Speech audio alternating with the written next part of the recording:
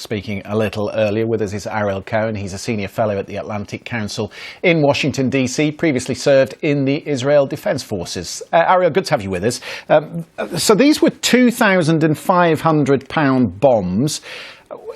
For those of us who aren't familiar with munitions, what would they normally be used for, and what does the Israeli inventory look like if they're not being supplied? First of all, Hamas had 7 months to surrender, to release hostages, and to prevent suffering from the people of Gaza. No country would suffer the heinous attack that Israel suffered on the 7th of October, in which 1,200 people died, 240 hostages, and out of the 240 hostages, over 100 remain. Hamas is willing to release only 30 of them. Now Hamas is talking about releasing corpses instead of hostages. So the responsibility for suffering and for the Israeli incursion is on Hamas. Concerning the ammunition, I think the U.S. is delivering a blow to its own credibility as an ally, not just for Israel. But okay, but Poland. What would the bombs be used for, Ariel? You're a military man. I just want to know what they would be used for.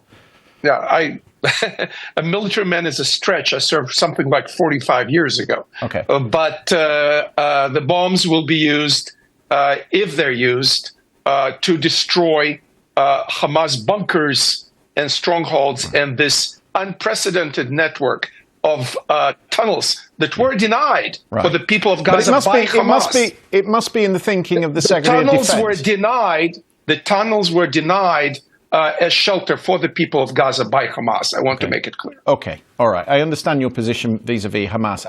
But presumably a 2,000-pound bomb in an area like Rafah that is so intensely built up. I mean, it's one of the most. It is the most densely populated place in the world. It is the view of the Secretary of State that those shouldn't be used in an area like that. And that view could be communicated to Israel, and I'm pretty sure that Israel could conduct this operation without these bombs. As to whether it's the most densely populated area of the world, it's not. Hong Kong, for example, is. Shanghai is. There are tons of other places in the world that are more populated than Gaza. But it's certainly the view. It's certainly the view of the U.S. administration that with 1.2 million people displaced into that area, an already densely populated area, it's not going to allow those bombs to be transferred without some assurance that they're being moved to safety. I seem to be picking up from what you're saying that you think it has undermined Israel's defense in the wider Middle East. Is that the point you're making? I'm making even a broader point. Yes, it undermined Israel's defense, and Israel is capable of producing ammunition by itself, including the bombs and more sophisticated things than the bombs. However, when U.S. allies are looking at the U.S. now and looking at Exhibit 1, stabbing Israel in the back, denying ammunition that's a strong term, because the Secretary of State did say the US is going to continue to do what is necessary to ensure Israel has the means to defend itself. Stabbing Israel in the back?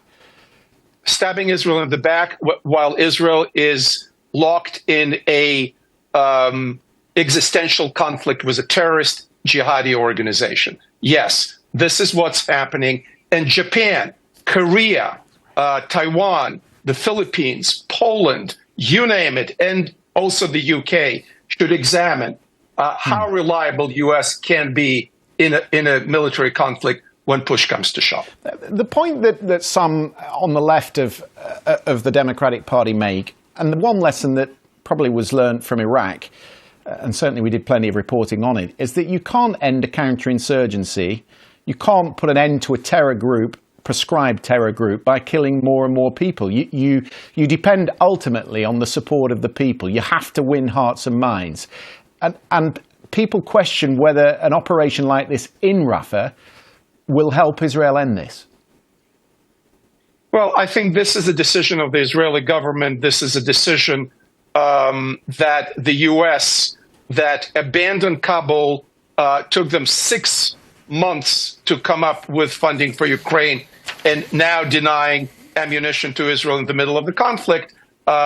This is how it looks. Having said that, I agree with you. You can relocate the refugees from Rafah to other areas, and this is ongoing. Israel just opened the Erez crossing point with 100 trucks a day bringing humanitarian aid. Who said? Because they used to put 1,000 trucks a day into Gaza, and now it's 150. It's not enough. That's just one crossing point.